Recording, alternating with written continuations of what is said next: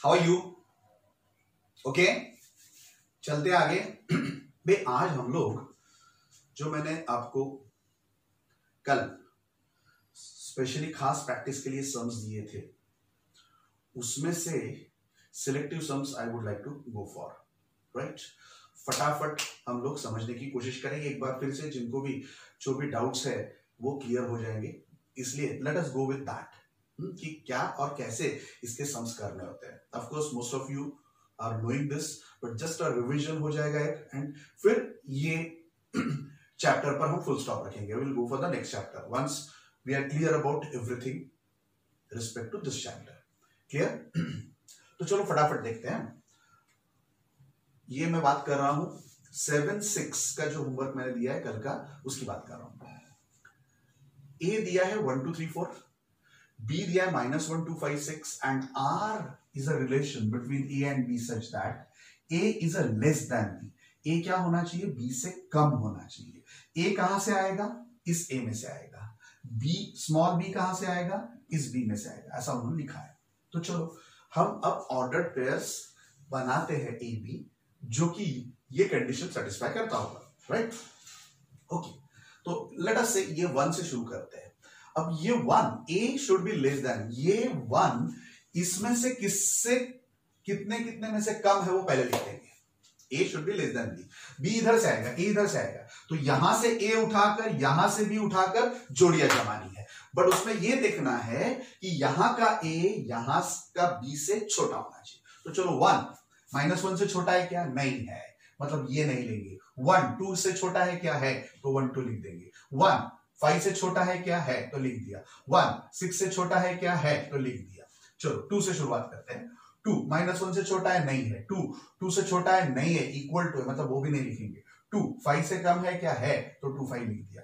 2 6 2 6 से कम है क्या? है, तो वो लिखना चाहिए, नहीं लिखा है, it should be written here, है ना। 2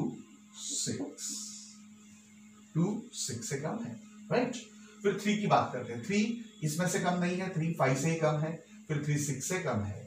देन 4 5 से कम है, 6 से कम है। क्या कम? सो इस ढंग से आपको लिखना है, राइट। एंड अगर ये सारा आपने बराबर लिखा है, तो अब इसके बेसिस पर से कोई भी आपको पूछता है what is a range. Range मतलब ये दूसरा एलिमेंट का सेट, एंड डोमेन मतलब पहले एलिमेंट का सेट, राइट। तो आपको पूछा है रेंज। रेंज क्या है? तो फिर से क्या लेंगे? What is the range? 2 5 6, बाकी वही के वही रिपीट हो रहे हैं, मतलब इट इज 2 5 6, so that is your C option. ये आपका कौन सा ऑप्शन है? सी ऑप्शन है। क्लियर? आगे उन्होंने डोमेन पूछा है। अब इसमें फिर से सेट बदले गए, जरा देख लो क्या है। Question number 2 4 6 and 1 2 3 4 6 8। अब एक्स वाई ऐसा लेना है कि y is divisible by x। y is divisible by x मतलब y upon x should be integer. क्या होना चाहिए? इंटीजर होना चाहिए। डू यू एग्री और नॉट? पक्का? क्योंकि y इज डिविजिबल, y को हम x से डिवाइड करने आना चाहिए, राइट। तो चलो अब यहां पर मैंने लिखना चाहिए x बिलोंग्स टू क्या होना चाहिए? a and y belongs to b, मतलब x की वैल्यू इधर से उठानी है एंड y की वैल्यू इधर से उठानी है। तो चलो फटाफट क्या लेंगे, समझ लो बराबर। y अपॉन x मतलब पहले y की वैल्यू लेंगे। y की वैल्यू तो मुझे बताओ 1 इज डिविजिबल बाय व्हाट? इसमें से कोई भी है, 1 इज डिविजिबल, y इधर से लेना है ना, y इधर से लेना है, x इधर से लेना है। तो आपको करना क्या है? y बाय x, ये इंटीजर होना चाहिए, है ना। तो 1 लेते हैं मान लो, तो 1 डिवाइडेड बाय 2 लेते हो, नहीं आएगा इंटीजर। 4 6 5 नहीं आएगा, मतलब 1 से कोई भी जोड़ी जम सकती नहीं है, राइट। अब 2 लेते हैं, तो 2 डिवाइडेड बाय क्या? 2 ही आ सकता है। तो इसका मतलब x का 2 एंड y का 2 होगा तो चलेगा। That means y is divisible by 2, 2 upon 2 is 1, integer आता है, सो बराबर है, तो 2 बाय 2 रख देंगे। फिर 2 के साथ 4 नहीं, 2 के साथ 5 नहीं चलेगा, because you know 2 upon 5 not integer, मतलब 2 के साथ अब जोड़ी नहीं जमेगी। हाँ, चलो 3 की बात करते हैं। 3 के साथ 2, 3 डिवाइड बाय 2 नए इंटीजर है, 3 डिवाइड बाय 4 नए इंटीजर है, 3 डिवाइड बाय 5 नए इंटीजर है इंटीजर नहीं। चलो 4 के साथ देखते हैं। तो 4 divide by 2, yes it is an integer. 4 divide by 2 मतलब x एंड y, 2 एंड 4 ऐसा उल्टा लिखना पड़ेगा, 2 4, सो y डिवाइड बाय x मतलब 4 इज डिविजिबल बाय 2, तो ऐसा लिख देंगे। 4 के बाद 4, यस पॉसिबल है ना, 4 के बाद 4 पॉसिबल है, तो 4 डिवाइड बाय 4 मतलब 4 4 लेना पड़ेगा, है ना, चलेगा बोलो। उसके बाद में क्या लेंगे, 4 डिवाइड बाय 5 नहीं, 6, अब 6 डिवाइड बाय 2 पॉसिबल है, तो क्या लेना पड़ेगा, 6 डिवाइड बाय 2 मतलब 2 6 लेना पड़ेगा, तो 2 6 ले लिया, है ना। 6 divide by 4 not an integer, 6 divided by 5 not an integer, 8 divide bye 2 it is an integer, तो क्या लेना पड़ेगा बोलो, तो 2 8 लेना पड़ेगा। तो यहां पर भी आपको एक एक्स्ट्रा लिखना चाहिए था, क्या लिखना चाहिए था, 2 8, राइट। 8 डिवाइड बाय 4 तो वो भी है, 8 डिवाइडेड बाय 4 तो वो भी है ही 8 4, है ना। Then 8 divide by 5 not an integer, तो ये सारे उसके रिलेशंस में ऑर्डर्ड पेयर्स आएंगे, क्लियर, ओके। चलो अब अगर डोमेन फाइंड करना है, डोमेन मतलब first element in the ordered pair, उसकी लिस्ट करनी है, तो देखो 2 2 2 2 4 4 मतलब 2 एंड 4 वही आएगा, दूसरा कुछ आएगा नहीं। So your final answer is a option, clear, okay good. अब इधर इन्होंने रोस्टर फॉर्म बनाने के लिए कहा है, ऑलरेडी ये कैरेक्टरिस्टिक फॉर्म दे दिया है, या सेट बिल्डर फॉर्म दे दिया है। इसमें ए बी ऐसे है कि ए भी नेचुरल सेट है, नेचुरल नंबर में से आता है, एंड बी भी नेचुरल नंबर में से आता है, बराबर है, and a plus 3b is 12 होना चाहिए। इन दोनों का a प्लस 3b का एडिशन क्या होना चाहिए, 12। ऐसा आपको प्रूव करना, प्रूव नहीं, ऐसा आपको रिलेशन वाले ऑर्डर्ड पेयर्स बनाने हैं। तो चलो शुरुआत करते हैं। आपको पता है a बिलोंग्स टू n, मतलब मुझे बताओगे n मतलब क्या क्या होता है, नेचुरल सेट मतलब 1 2 3 4 एंड सो ऑन, है ना। तो हम क्या करेंगे भाई, a का कोएफिशिएंट 1 है, एंड जिसका कोएफिशिएंट 1 से ज्यादा होता है, राइट, उसको हम ऑलवेज राइट हैंड साइड पर डालेंगे। जिसका कोएफिशिएंट एक ही होता है ना, उसको इस बाजू रखते हैं। ऐसा क्यों, मैं बताता हूं। इससे क्या होगा कि a is equal to 12 minus 3b, 12 minus 3b। अब b की वैल्यू 1 2 3 4, क्योंकि b बिलोंग्स टू कहां से आता है, b बिलोंग्स टू n, मतलब b की वैल्यू हम शुरुआत क्या करेंगे 1 2 3 4 से। हम a की वैल्यू नहीं लेंगे, क्योंकि a की वैल्यू लेते तो b फाइंड करने तो 3 नीचे जाएगा, है ना, डिवाइड बाय 3 आता है। इसलिए जनरली हम क्या करते हैं कि जिसका कोएफिशिएंट 1 होता है उसकी वैल्यू फाइंड करते हैं, जिसका कोएफिशिएंट 1 से अलग होता है उसको राइट हैंड साइड पर रखकर उसका जो भी वेरिएबल है उस उधर से हम वैल्यूज रखना शुरू करते हैं। मतलब हम क्या करेंगे, अब b की वैल्यू कहां से आनी है, n में से, तो पहला क्या लेना पड़ेगा 1, सो b बराबर 1 लेते हैं। अगर b बराबर 1 लेते हैं तो इस इक्वेशन में रखते हैं a is equal to 12 minus इसकी जगह पर 1, सो 3 1 3 मतलब 12 माइनस 3 9। वैसे b बराबर 2 लेंगे, दूसरी वैल्यू पहली वैल्यू की आ गई, मतलब क्या आ गया 9 1, तो यहां पर लिख दिया 9 1, है ना, बराबर। चलो फिर b की वैल्यू 2 लेते हैं, तो क्या आएगा बोलो, तो 12 माइनस 3 2 6, मतलब 12 माइनस 6 6 होगा, मतलब क्या लिखेंगे 6 2, a की वैल्यू 6, b की वैल्यू 2। चलो हम अब b की वैल्यू 3 लेते हैं। अगर b की वैल्यू 3 ली तो 3 3 9, मतलब 12 माइनस 9 3, तो वो भी बिलोंग्स टू n है, मतलब वो भी लेंगे, क्या लेंगे 3 3 ले लिया। फिर अगर हम b की वैल्यू 4 लेते हैं तो 4 3 12, 12 माइनस 12 0। अब ये जो 0 है वो बिलोंग्स टू n नहीं होता, बट b क्या लिखा है उन्होंने, बिलोंग्स टू n, मतलब ये पॉसिबल होगा नहीं। तो इसके आगे सारे में ऐसा ही आएगा। You can check this, check करना है तो चेक कर लो, b 5, ये बढ़ता ही जाएगा, देखो माइनस, अब माइनस में आ जाएगा 12 माइनस 5 3 15, 15 मतलब क्या हो गया -3, which also does not belongs to n, है ना, क्योंकि ये देख लो 9 से 6 कम हो रहा है, 6 से 3 कम हो रहा है, 3 से 0 कम हो रहा है, अब 0 से और भी कम ही होने वाला है, और 0 ही नहीं है नेचुरल सेट में, तो उससे कम वाला कुछ होने वाला नहीं है, इसलिए आगे उसके नहीं जाओगे तो चलेगा, विथ लॉजिकल अंडरस्टैंडिंग। ओके, तो अब हमारे पास ये 3 ही ऑर्डर्ड पेयर्स आ गए, तो इसको हम कहेंगे रोस्टर फॉर्म। अब इसमें किसी ने आपको पूछा होता कि व्हाट इज अ रेंज, तो यू राइट 1 2 3, सेट फॉर्म में 1 2 3। इसमें ही पूछा होता व्हाट इज अ डोमेन, तो आप क्या लिखोगे 9 6 3, किसमें, सेट फॉर्म। पता चल रहा है, क्लियर, ओके गुड, चलते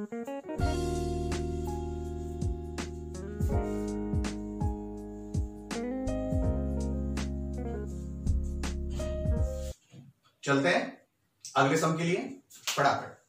चलो भाई 3, 5 एंड 7, 11 ये दो सेट दिए हैं, इनके बीच में relation A B such that A minus B is an odd integer, मतलब ये माइनस ये ऑड इंटीजर। अब ये आपको पता होना चाहिए कि जब भी दो इवन इंटीजर्स का हम डिफरेंस लेते हैं, दो इवन इंटीजर्स का डिफरेंस लेते हैं, मतलब 2 - 4 या फॉर दैट मैटर 4 - 2, राइट? तो 2 आता है, 6 - 4 2 आता है, 8 - 2 क्या आता है 6। सो जब कभी भी दो इवन नंबर्स का हम क्या लेते हैं डिफरेंस, तब क्या आता है इवन ही आता है। इवन दो ऑड नंबर का डिफरेंस लेते हैं ना, लेट अस टेक अब यहां पर 3 - 7 तो क्या आएगा -4, 3 - 11 क्या आएगा, दोनों ऑड नंबर्स है, क्या आएगा इवन। जब भी कभी भी हम दो ऑड नंबर्स का भी डिफरेंस लेते हैं तो इवन ही आता है, बट एक ऑड एंड एक इवन होगा तो ही ऑड डिफरेंस आएगा, नहीं तो आएगा नहीं। फॉर्चुनेटली यहां पर अगर आप देखते हो तो ये भी ऑड है, ये भी ऑड है, मतलब इसमें से ये कोई भी किसी के साथ माइनस करेंगे तो ऑलवेज इवन नंबर ही आने वाला है, क्योंकि odd minus odd is even, even minus even is also even, only odd minus even या even minus odd is even. That is why ऐसा कोई भी रिलेशन इन दोनों में होगा नहीं, इसलिए इसको हम क्या कहेंगे null set, option C, right? Now number of relations between A and B. अब नंबर ऑफ रिलेशंस मतलब आपको पता है ए क्रॉस बी के जितने भी सबसेट्स है उसको हम कहते हैं रिलेशंस, राइट? तो ए एंड बी के सबसेट्स के लिए आपको क्या करना पड़ेगा, पहले तो ए क्रॉस बी करना पड़ेगा। ए क्रॉस बी मतलब क्या करोगे, Na इंटू एन बी, हाँ, एंड फिर उसके सबसेट्स मतलब 2Na इंटू एन बी।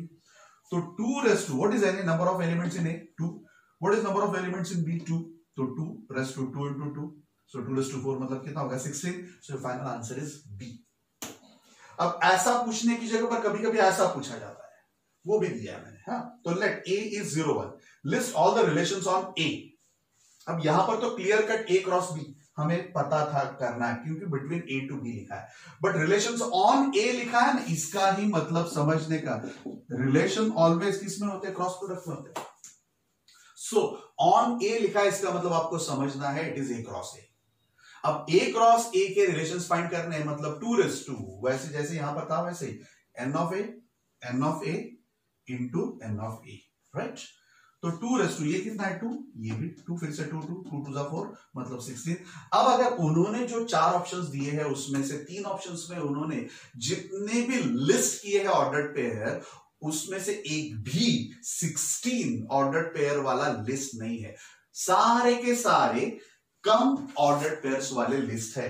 जैसे कि ए है उसमें सिर्फ 3 ही ऑर्डर्ड पेयर्स है, बी है उसमें 4 ऑर्डर्ड पेयर्स है, एंड सी में भी 3 ही ऑर्डर्ड पेयर्स है, मतलब 16 ऑर्डर्ड पेयर वाला कहीं पर भी ऑप्शन नहीं है, एंड डी नन लिखा है, इसलिए will go for option D.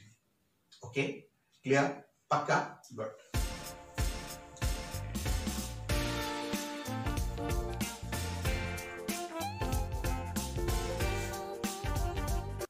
चलते हैं अगला वाला क्वेश्चन नंबर 7। भाई स्टार मार्क किया, इंपॉर्टेंट है, जरा देख लो, समझ लो। 2 fair dice, I hope you know dice आपने खेला ही होगा, राइट? स्नेक एंड लैडर्स में भी खेला होगा या लूडो में भी आपने डाइस को फेंका होगा। सो डाइस में basically it is a cube, I hope you know that, है ना? डाइस क्या होता है, basically it is a cube, do you agree? It is a cube.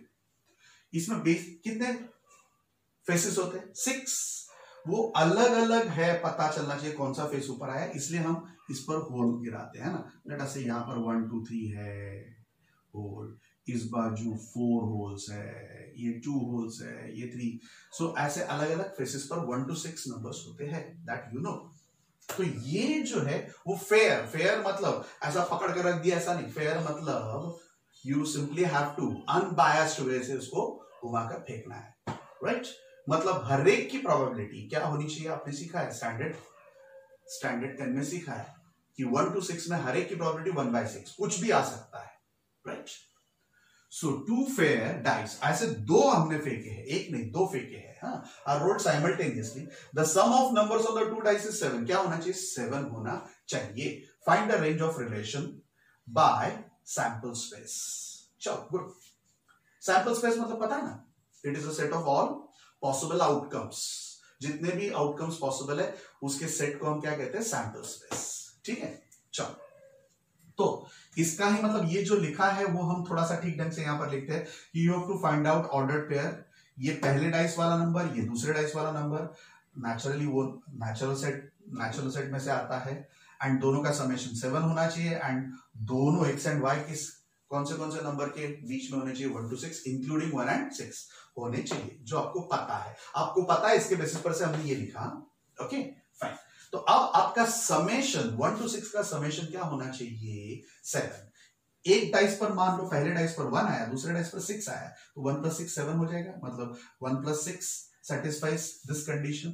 वैसे पहले डाइस पर 2 आया, दूसरे पर 5 आया, 2 + 5 3 + 4 4 + 3 5 + 2 6 + 1, ये सेटिस्फाई करती है, ये बाकी कोई भी सेटिस्फाई करेगी नहीं। डू यू एग्री और नॉट? पहले पर एक नंबर लेते तो दूसरे में 6 ही आना चाहिए, तो ही 7 होगा, पहले पर 2 आया तो दूसरे में 5 ही आना चाहिए, तो ये हो गया रिलेशंस। अब इसका रेंज पूछा है, रेंज मतलब सेकंड वैल्यूज, हाँ, तो ये सेकंड वैल्यूज क्या क्या है, 6 5 4 3 2 1, राइट। बट हम ऐसा नहीं लिखते, जनरली हम असेंडिंग ऑर्डर में लिखेंगे, इसलिए what you should write as range of relation R मतलब कैसे पढ़ेंगे, range of relation R is equal to set form of 1 2 3 4 5 6 and that is your A option. Clear, fine. अब दूसरा क्वेश्चन नंबर 8, 1 फेयर कॉइन। अब पहले 2 लिए थे, अभी एक ही ले रहे हैं, कॉइन ले रहे हैं, डाइस नहीं। कॉइन मतलब पता है ना, हेड एंड टेल वाला कॉइन, बराबर। Is toss twice, 2 bar toss किया भाई। Find the number of relations given by the sample space. आपको पता है 2 बार उन्होंने टॉस किया है, मतलब क्या क्या आ सकता है, हेड के साथ हेड आ सकता है, हेड के साथ टेल आ सकता है, टेल के साथ हेड आ सकता है, टेल के साथ टेल आ सकता है। आई होप ये तो आपको पता है, इसलिए मैं डायरेक्टली ले रहा हूं। विल इट बी ओके और नॉट? पक्का? नहीं पता चलता है उनके लिए बता देता हूं। क्या बताओगे कि भाई हेड टेल एंड दूसरे में दूसरी बार फेंकते हो तो भी, so head tail cross head tail मतलब क्या करोगे, एच एच लिया, फिर क्या करोगे एच टी, फिर क्या करोगे टी एच, एंड फिर क्या करोगे टी टी, क्रॉस प्रोडक्ट लो, है ना। क्योंकि पहली बार फेंकोगे, पहली बार आप टॉस करोगे तभी भी एच या तो टी, हेड या तो टेल आ सकता है। दूसरी बार भी अगर आप टॉस कर रहे हो तो भी हेड या टेल आ सकता है। मतलब ऑर्डर्ड पेयर में क्या क्या आ सकता है, तो H H, H T, T H and T T, ठीक है। तो ये आ गया। अब इन्होंने पूछा नंबर ऑफ रिलेशंस। आपको पता है ये टोटल 4 मेंबर्स है इस सैंपल स्पेस में, इसके सबसेट्स मतलब रिलेशंस। सो सबसेट्स मतलब क्या करेंगे, 2n, n कितने हैं 4, सो 2/4, सो दैट विल बी 16।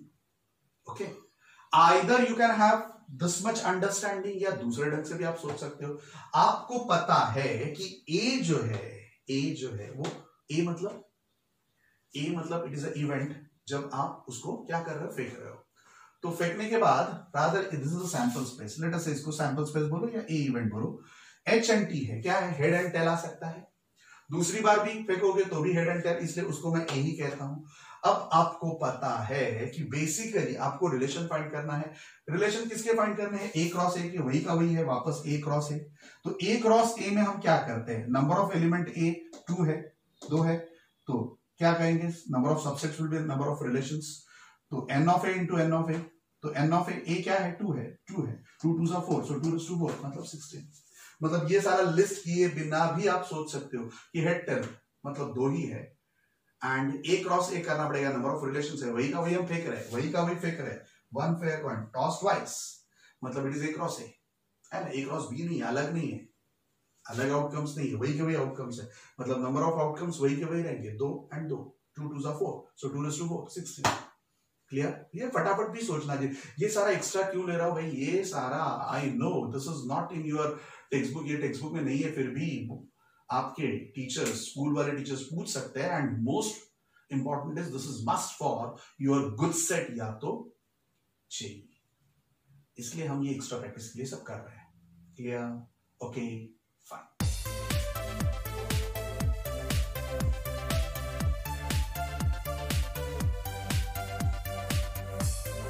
चलते हैं क्वेश्चन नंबर 9 पर।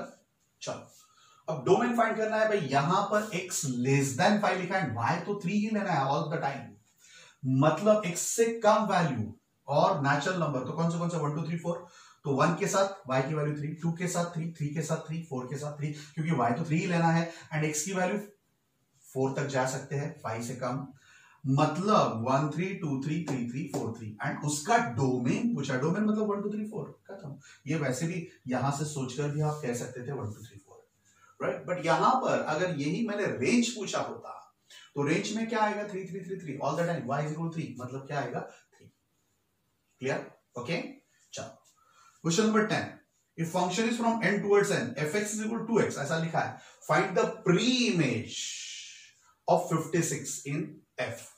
अब फ्रेंड्स थोड़ा सा मैं जरूर बताना चाहूंगा कि जब कभी भी हम ये n टुवर्ड्स n की बात करते हैं, n टुवर्ड्स n की बात करते हैं and this fx is 2x है ना, इसकी वैल्यू इसका डबल, मतलब 1 2 3 4 5 एंड सो ऑन, ऐसा जब हम करते हैं तब इसका रिलेशन यहां पर भी 1 2 3 4 5 6 7 8 सब कुछ होगा, वैसा ही होगा, बट रिलेशन में क्या होगा 2x, मतलब जब भी ये 1 लेते हो, x की वैल्यू आप 1 लेते हो तो इसका रिलेशन किसके साथ आप लोगे 2 के साथ, क्योंकि ये fx वैल्यू क्या है f इसका 1, f1 का f रिलेटिव, 1 का f रिलेटिव क्या होगा, x की जगह पर 2, 2 1 जा 2, पता चल रहा है आपको।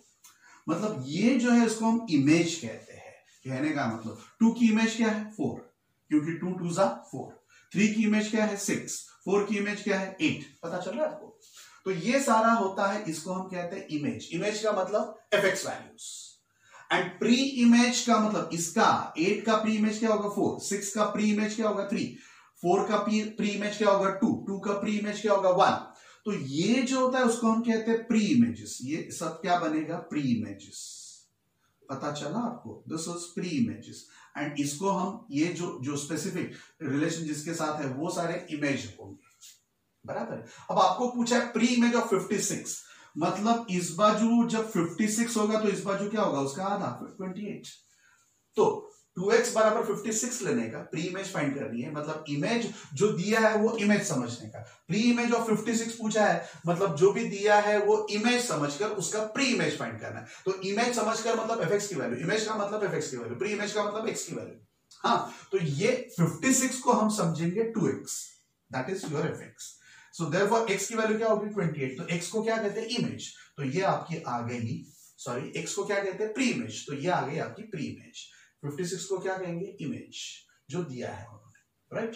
अब उल्टा पूछा होता कि भाई इसी में उन्होंने प्री इमेज की जगह पर लिखा होता कि फाइंड द इमेज ऑफ 56, तो इसका मतलब ये समझेंगे कि इसका fx वैल्यू फाइंड करनी है। अगर इसको हम x समझते तो fx वैल्यू क्या है, तो इसको हम x समझते तो f of 56 is equal to 2 into x, मतलब 2 into 56, तो दैट विल बी 112। तो ये आपको बराबर पता चलना चाहिए image and pre image. Image मतलब fx की वैल्यू, तो अगर किसी ने आपको इमेज फाइंड करने के लिए बोला है तो जो भी दिया है वो हम इमेज फाइंड करने के लिए बोला तो जो भी दिया है वो हम x समझेंगे, डोमेन में से आता है समझेंगे एंड उसका इमेज फाइंड करेंगे। और प्री इमेज पूछा तो हम समझेंगे वो जो दिया है वो fx की वैल्यू और उसका हम प्री इमेज मतलब x फाइंड करना चाहते हैं। Clear? Same is the case here, but यहां पर थोड़ा सा गड़बड़ है। हर बार हाफ करके रख देना नहीं या डबल करके रख देना नहीं है। देखो ये भी आपको सोचना है n टुवर्ड्स n, तो fx equal to x, find the pre image of 65। Pre image पूछा है मतलब इसको हम क्या समझेंगे fx, तो fx बराबर 65 लेते हैं, fx बराबर 2x है, 2x बराबर 65 लेते हो तो x की वैल्यू 65/2, तो 65/2 नहीं लिखनी है, 65/2 मतलब 32.5। डू यू एग्री और नॉट? तो 32.5 does this belongs to n? No, क्योंकि आपको पता है दिस इज n, मतलब नेचुरल। डोमेन किस में से आता है? इसमें से आता है। रेंज किस में से आती है? इसमें। Range should be subset of this codomain, मतलब रेंज की वैल्यू नेचुरल सेट में से आनी चाहिए एंड डोमेन की वैल्यू भी नेचुरल सेट में से, जबकि x की वैल्यू डोमेन में से आती है, डोमेन बेसिकली नेचुरल सेट है, तो ये पॉसिबल नहीं है। इसका मतलब इसका प्री इमेज 65 का प्री इमेज पॉसिबल नहीं है, क्योंकि 32.5 इस बाजू हमारे डोमेन में होगा नहीं, क्योंकि it is a natural set. Clear? So इसलिए लिखोगे does not exist, pre image does not exist. तो कभी कभी ऐसा भी उल्टा गूगली बॉल होता है। Clear? Okay fine.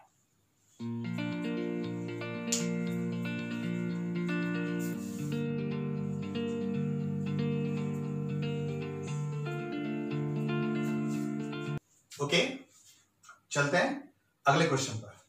Question number 12 में पूछा है find the range of function r towards r with fx is equal to, कुछ याद है इसको क्या कहते हैं? Integer function. इंटीजर फंक्शन का मतलब you have to write the value, कौन सी वैल्यू? इंटीजर लेस देन और इक्वल टू x। कुछ याद है? अगर मैंने आपको पूछा कि 2.5 what is the value of this integer less than और इक्वल टू 2.5 is 2, उससे कम वाला इंटीजर। या फिर मैंने पूछा what is the integer value of 3, तो आप क्या कहने वाले हो? 3 only, because integer less than और इक्वल टू है। तो अगर ये खुद ही इंटीजर दे दे तो इंटीजर लिख देना है। मतलब ऑल द टाइम देखोगे यहां पर तो आपको क्या मिलेगा? इंटीजर ही मिलने वाला है ना? तो इसकी वैल्यू, जो भी इसकी वैल्यू आएगी, fx की जो भी वैल्यू आएगी, वो सारी इंटीजर्स ही होगी। एंड इंटीजर्स का मतलब इंटीजर सेट को क्या कहते हैं? z। तो fx value, range of function पूछा है, रेंज ऑफ फंक्शन मतलब fx की वैल्यूज, और fx की वैल्यूज कहां से आएगी? z में से आएगी। मतलब rf should be equal to z, z मतलब इंटीजर। क्लियर? एकदम सिंपल। उसके जैसा ही 15 है, इसलिए तुरंत ले लिया भाई। इधर उन्होंने hx बराबर x+1, अब x बोलो या x+1 बोलो, जब भी इसमें ऐड करोगे आप 1 ऐड करोगे तो भी होगा क्या फ्रेंड्स? लेट अस से मैंने h ऑफ 1.1 पूछा, तो आप क्या लिखोगे? 1.1 प्लस 1 मतलब 2.1, मतलब अल्टीमेटली 2 लिखोगे। इसके जगह पर मैंने 0.1 लिखा तो भी क्या लिखोगे? 0.1 प्लस 1 1.1, मतलब यहां पर क्या आएगा? 1। मतलब 1.1 है तब 2 आने वाला है, 0.1 है तब 1 आने वाला है। इसके जगह पर और ऊपर करते हैं तो ये कहने का मतलब ये कि जो fx में आने वाला, अगर यही मैंने fx में मतलब हमारा इंटीजर x में लेते तो कैन यू टेल मी 1.1 का इंटीजर वैल्यू आप क्या लिखते? 1। Do you agree? बराबर है। तो अब ये 1.1 के अगेंस्ट में 1 आ गया, यहां पर इतना ही होगा कि 0.1 के अगेंस्ट में 1 होगा, है ना? 0.1 के अगेंस्ट में 1 होगा, यहां पर 1.1 के अगेंस्ट में 1 होगा। फिर से इसको अगर मैं और पहले लेता हूं, मतलब क्या लेते हैं? 2.1 लेता हूं। लेट अस से आई एम गोइंग फॉर 2.1, तो 2.1 का क्या आएगा? 2 आएगा। मतलब यहां पर जो भी रेंज में आने वाला है, यहां पर भी वही आने वाला है। इतना ही कि एक नंबर से आगे जाओगे, आगे जाने के बाद इंटीजर आएगा। बट ये आपका जो है वो तो r है, मतलब दोनों बाजू इनफाइनाइट है। मतलब आगे जाओ पीछे जाओ, बट ऑल द इंटीजर्स ही आने वाले हैं। मतलब अल्टीमेटली क्या आने वाला है? Integer set. सो x+1 लिखो, x-1 लिखो, कोई भी फर्क नहीं पड़ता, अल्टीमेटली इट इज इंटीजर, क्योंकि फाइनली ये इंटीजर सेट है तो इंटीजर ही मिलेगा, राइट? Okay fine. सो इसका भी आंसर क्या आएगा? z। +1 करने से होगा क्या कि हर एक वैल्यू के लिए अलग होगा, मतलब थोड़ा आगे जाएगा, एक नंबर से आगे जाएगा, बट उसके पीछे वाली वैल्यू फिर से एक नंबर से आगे आकर उसका रिप्लेस कर देगी। मतलब ultimately you are going to get all the values. ठीक है, ऐसा मैं कहना चाहता हूं। फाइन। अब range of fx is equal to, अब ये लीनियर फंक्शन है, वो जो दिया था वो मैंने इंटीजर फंक्शन दिया था, अब ये लीनियर फंक्शन दिया है x+2, एंड यहां पर n टुवर्ड्स n लिखा है। जरा देख लो, इसका मतलब यहां पर भी n है, यहां पर भी n है, एंड इसकी फंक्शन की बात करते हैं तो fx की वैल्यू x+2, मतलब इसमें हम क्या ऐड करेंगे? 2 ऐड करेंगे। x की वैल्यू 1 लेते हैं तो 3 आएगा, 2 लेते हैं तो 4 आएगा, 3 लेते हैं तो 5 आएगा, एंड यहां से शुरू होता है n, यहां से ही शुरू होता है n, मतलब यहां से आगे चलते जाएंगे, आगे बढ़ता जाएगा। इसका मतलब इसकी वैल्यू कभी भी, ये जो 1 2 है वो किसी भी रिलेशन में नहीं होगा। क्यों?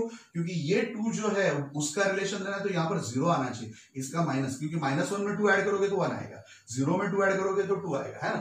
एंड 0 एंड -1 n में हो नहीं सकते, मतलब ये कभी नहीं आएंगे। इसलिए रेंज ऑफ फंक्शन कहां से शुरू होगी? 3 से शुरू होगी। इसलिए रेंज ऑफ फंक्शन बराबर आप क्या लिखोगे? n -1 2, 1 2 नहीं लेंगे, या ऐसा नहीं लिखना है तो you can right 3 4 5 6 and so on. But option में ये ऐसा लिखा है ये फॉर्म, तो इसको हम टिक मार्क करेंगे। क्लियर? ओके, पक्का? ओके लिख रहा हूं बाजू में, राइट।